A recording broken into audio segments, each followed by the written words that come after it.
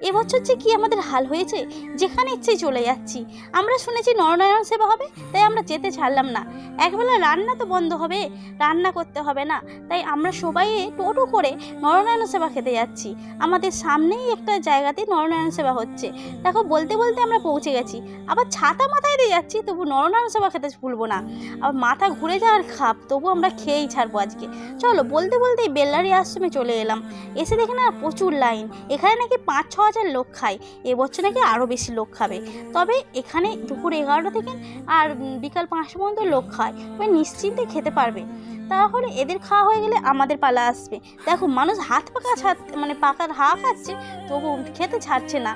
যাই হোক, চলো এদের কোঁড়াগুলো দেখে আসি। কোঁড়াগুলো বিশাল আকারে হয়, 4-5টা মানুষকে বসিয়ে রান্না করা যাবে।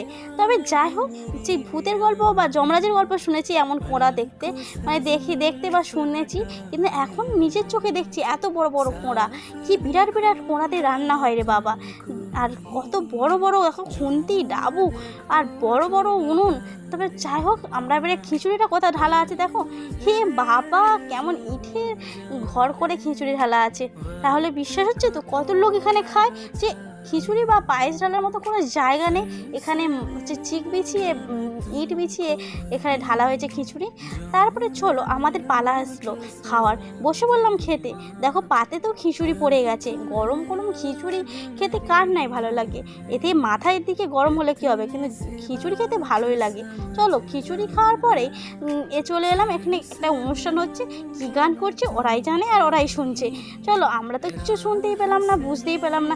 তোমরা কি বুঝতে পারছো? একটু শুনে নাও তো।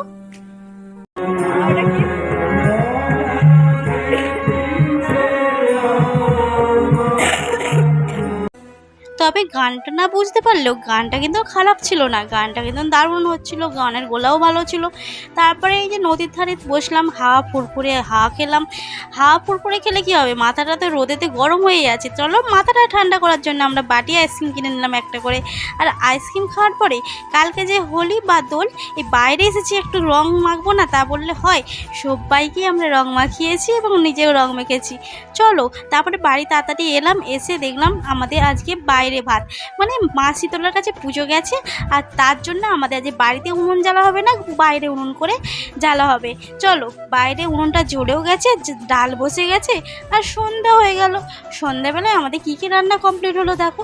আলু ভাজা হয়েছে, ডাঁটা আলুর তরকারি হয়েছে, আর এঁচোর চিংড়ি হয়েছে। তারপরে হচ্ছে ডাল হয়েছে, মানে পাকা টমেটো দিয়ে আমাদের ডাল হয়েছে। তারপরে চাটনি আছে, পায়েস আছে, পাঁপড় মিষ্টি সব কিছুই হবে, কিন্তু নিরামিষ। চলো সব কিছু রান্না কমপ্লিট হওয়ার পরে একটু আমরা মুড়ি খেয়ে নেব, মানে টিফিন করে নেব। করার পরে আমরা একটু খেতে বসে পড়লাম। দেখো এখন বাজে রাত 10টায়, খেতে বসে পড়েছি আমরা গামলি নিয়ে। আর কোলা পাতায় খাওয়ার মজাটাই আলাদা, সে নিরামিষ হোক বা আমিষ হোক। আমি তো ভালো করেই খাচ্ছি। সারা দিনে সে খিচুড়ি খাওয়ার পরে এই রাত্রেবেলা গরম ভাতে এঁচোড়ের তরকারি আর ডাঁটা আলুর তরকারি আর চাটনি পায়েস আমার কিন্তু ভালোই লাগলো। চলো আজকের মতন টাটা, বাই বাই, নেক্সট ব্লগে দেখা হচ্ছে। তারপরে যে বলেছিলাম যে দোলেতে আমরা দেখো সবাই দল বেঁধে রং খেলতে বেরিয়ে পড়েছি পাড়ায় পাড়ায়। কাউকে কিন্তু চেনা যাবে না, সবাই কিন্তু ভূত হয়ে আছি। তবে সবাইকে জানাই হ্যাপি হোলি। তোমরা কিন্তু সবাই রং মাখো। আর আজকে আমরাই দেখো কি অবস্থায়, সবাই কেমন ভূত হয়ে গেছে, আমিও ভূত হয়ে গেছি। চলো আজকের মতন টাটা, বাই বাই, নেক্সট ব্লগে দেখা হবে। টাটা।